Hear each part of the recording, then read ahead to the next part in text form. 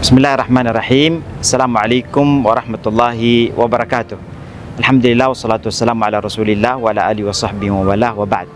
Pemirsa yang dimuliakan Allah Subhanahu wa taala, musyahidina al-a'izza, fi hadzal yawm insyaallah sanulqi mawdu'an bi'inwan ihtiqar adz-dzunub as-saghirah, atau dalam bahasa kita itu yang disebut dengan muhaqqirat adz-dzunub atau meremehkan dosa kecil.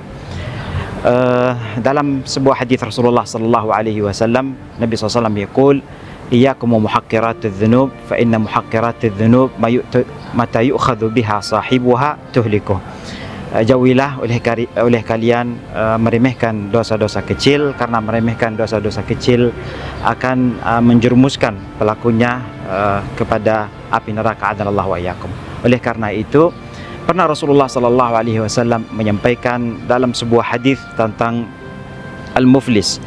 Al-muflis yaqul alaihi salatu wassalam fi hadis riwayat Muslim, hadis sahih, atadruna man al-muflis? Qalu al-muflisu fina man la dirham lahu wa la dinar.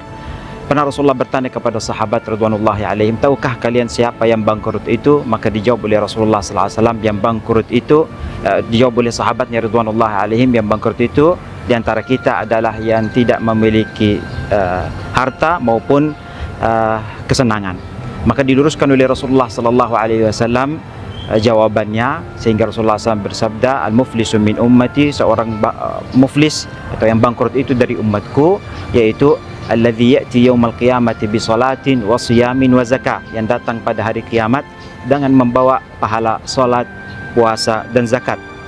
Tapi wa ya'ti wa qad syatama hadza wa qadhafa hadza wa akala mala hadza wa qatala hadza wa daraba hadza, dan datang juga dengan dosa-dosa dalam bentuk yang pertama, qad syatama hadza, memaki ini atau mencaci ini, lalu kemudian wa qadhafa hadza, menuduh itu tanpa bukti, lalu kemudian yang ketiga wa akala mala hadza, dan makan harta orang itu tanpa hak, lalu kemudian yang keempat wa qatala hadza, membunuh itu tanpa hak juga, dan yang kelima wa daraba hadza, dan memukul itu tanpa hak.